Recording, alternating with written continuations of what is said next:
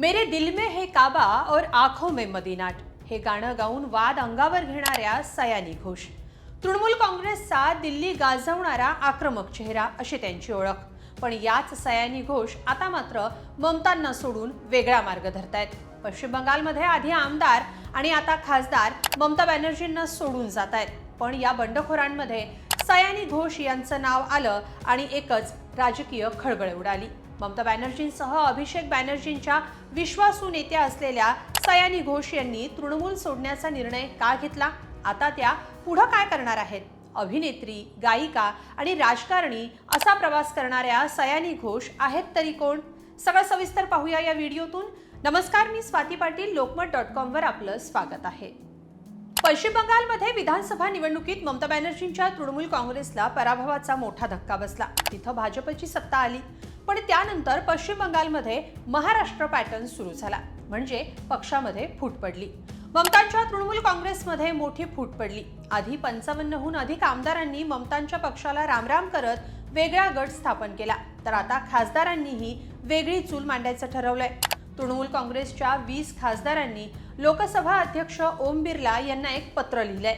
यात संसदेत आपल्यासाठी वेगळी व्यवस्था करण्याची मागणी या खासदारांनी केली आहे. या 20 खासदारांमध्ये एक नाव आहे सयानी घोष यांचं, ज्यामुळे राजकीय वर्तुळात खळबळ उडाली आहे. सयानी घोष यांनी तृणमूल का सोडली आणि आता त्या पुढे काय करणार आहेत ते पाहणार आहोत. पण त्याआधी पाहूयात सयानी घोष नेमक्या आहेत तरी कोण.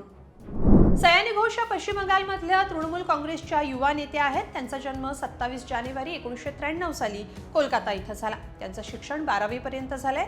सयानी घोष यांनी वयाच्या 17व्या वर्षी म्हणजे 2010 साली चित्रपट कारकीर्द सुरू केली. टेलिफिल्म इच्छेदानामधून सयानी यांनी बंगाली इंडस्ट्रीमध्ये पाऊल ठेवलं. त्यानंतर एक प्रसिद्ध अभिनेत्री आणि गायिका म्हणून त्यांनी त्यांची स्वतंत्र ओळख निर्माण केली. त्या उत्तम गायिका देखील आहेत. सयानी यांनी बंगाली चित्रपट, मालिका आणि वेब सिरीजमध्ये काम केलंय. अभिनय क्षेत्रात यशस्वी झाल्यानंतर सयानी घोष यांनी राजकारणात पाऊल ठेवलं. 2021 साली सयानी यांनी तृणमूल काँग्रेसमध्ये प्रवेश केला. टीएमसीनं त्यांना आसनसोल विधानसभा मतदारसंघातून उमेदवारी दिली. पण तिथं त्यांचा पराभव झाला. युवा नेत्या असलेल्या सयानी घोष स्पष्ट वक्तेपणा आणि बेधडक स्वभावामुळे कायम चर्चेत राहिल्या. याचमुळं 2023 साली सयानी यांना ममता बॅनर्जींनी एक मोठी जबाबदारी दिली. त्या टीएमसी म्हणजे तृणमूल काँग्रेसच्या युथ विंगच्या अध्यक्ष बनल्या. पुढे 2024 साली ममतांनी सयानी यांना तृणमूलच्या तिकिटावर जाधवपूरमधून खासदारकीसाठी उभं केलं आणि इथं त्या जिंकल्या. पहिल्याच विजयानंतर तरुण सयानी घोष थेट संसदेत पोहोचल्या. संसदेत त्यांनी अनेकदा सत्ताधाऱ्यांना सळो की पळो करून सोडलं. अभ्यासपूर्ण भाषणं आणि आक्रमक वक्तृत्वामुळे सयानी यांनी अनेकदा संसद गाजवली. त्यांची भाषणं सोशल मीडियावर व्हायरल होतात. त्या बंगाली, हिंदी आणि इंग्रजी भाषेत अस्खलित आणि प्रभावीपणे भाषण करतात. या भाषणांमुळे त्यांना एक वेगळी ओळख मिळाली आहे. संसदेत एका भाषणात त्यांनी भारतीय संविधान हेच माझ्यासाठी भगवद्गीता असल्याचं म्हटलं होतं.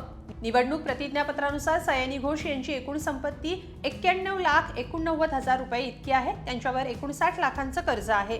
2024 साली लोकसभा निवडणुकीवेळी दिलेल्या प्रतिज्ञापत्रानुसार सयानी घोष यांनी आपल्या संपत्तीचा खुलासा केला होता. त्यांनी दिलेल्या माहितीनुसार 35,000 रुपये त्यांच्याकडे कॅश म्हणजे रोख रक्कम आहे.